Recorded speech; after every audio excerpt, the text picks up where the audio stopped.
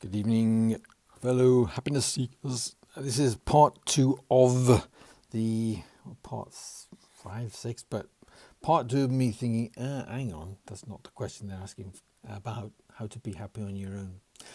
So a lot depends on whether or not you are an introvert or an extrovert. And the new definition of these is that an introvert is quite happy to be around people in whatever capacity, either as an observer or a joiner in, but afterwards they need time to rest. People like me. And after 1 or 2 hours in great company, having a fantastic time, I need a couple of days just to get my energy back. An extrovert is the opposite. When they're on their own, they don't like it whatsoever, and they have to be with other people to build up their energy again. So how to be happy on your own? If you are an introvert and you are aware of that, then being on your own is relatively easy. You just come to the conclusion that either this is temporary or that you want it to be more permanent. You don't really care one way or the other, and come to terms with that decision, and then start fitting your life and your activities around that decision. You find out what your rhythms are, how often you need human company. In my case, I can and have gone 2 or 3 weeks, 4 weeks at a time where I've not really had an in-depth conversation with anybody. I'm more than happy every couple of days to go out and just see that there are human beings about, and that is enough. But there are plenty of other people for whom that definitely is not enough. I realise that. So if you fall into that second category, being happy on your own is much more of a challenge. I realise that. And the only thing, because I am not an extrovert and therefore not able 100% to put myself in the shoes of an extrovert, I can only perform exercises to imagine what it must be like and offer some suggestions which are probably going to be laughably inadequate, but they would be to, if you're in a situation where you feel, being alone obviously means without a romantic partner, and you want a romantic partner, I assume, if you're asking that question, and you're wondering what it is you can do to make your life feel less negative, or for you to feel less negative towards your circumstances until you get somebody as a romantic partner. So one thing would be to try and fill that gap with either a pet, or if you have the facility, a roommate, or make some friends that you can socialize with on a regular basis. Friends who either share an interest, and if you're the kind of person that doesn't have any interests, then I would strongly suggest you experiment. Find some societies which will require a minimum amount of time and investment, but which you can become embroiled in, and maybe end up with a kind of a side effect. A classic one would be a choral society, friends of a theatre, friends of a museum, amateur dramatics, that kind of thing. But there are plenty of charitable works. I understand that food banks, for example, require volunteers, and there are other organisations like that require volunteers.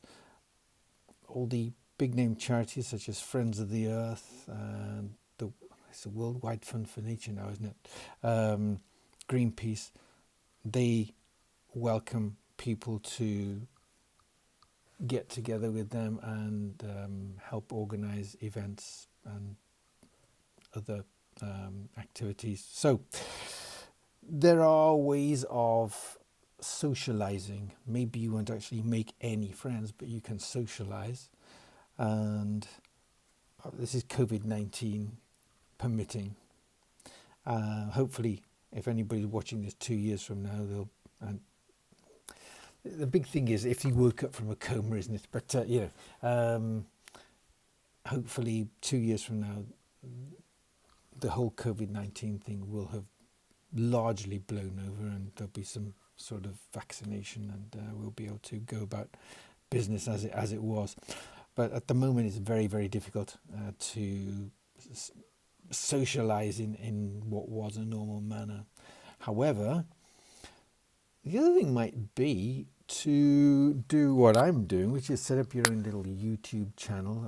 You can keep it private, or use Skype, or I don't know what the other apps are, FaceTime if you've got Apple products, to socialize in that way. Find like-minded people with an interest such as yours. This does assume that you've got interests, and just an observation, but you're going to find it a lot easier to find somebody who is like-minded with you if you have some sort of interests in common. Although I would imagine that maybe it could be a requirement that you don't have any particular interest. You just want somebody to lollygag with, to use that fine American word.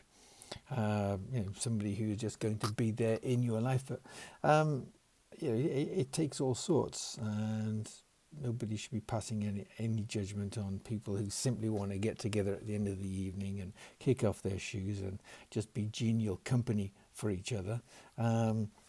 But there are all sorts of relationships, aren't there? There are those people who've got to go out running, and they run together, and that's how they bond.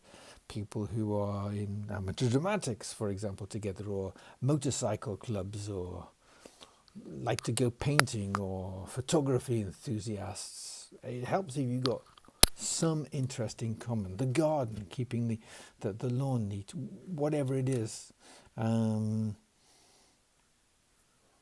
But then it takes all sorts. So having made your list yesterday of if you were in a previous relationship, what went wrong, the way forward would be to think, well, okay, these are the things I'm going to take ownership of, and I'm going to improve. And you know something? When you do that, and this is my own experience, when you do find things to improve and start improving them, your prospects of meeting somebody who's a lot more genial, a lot more likely to fit you, be a good fit, improve, simply because you're becoming a better fit. You're becoming more easygoing. You're becoming, comme ci, comme ça. So it's a beneficial process. If I have any more thoughts on this, I'll say them tomorrow. But other than that, I think that's pretty much it, really. It's only vague advice. How to be happy. One, if you're an introvert, embrace it. Yeah, it's not a bad thing at all, and there are ways around this. And if romance comes along, great, and if it doesn't, equally great. But if you are an extrovert and you need somebody in your life, then you do need to take stock of what measures are available to you, especially in the current situation. And then, again, in the current situation, accept that things aren't 100% perfect environment-wise for actually finding someone. Okay, like I said, if I think of anything more of it, I'll expound further tomorrow. Okay, so good night. Here's to your greater happiness, and if you need someone, I hope you find someone. Okay.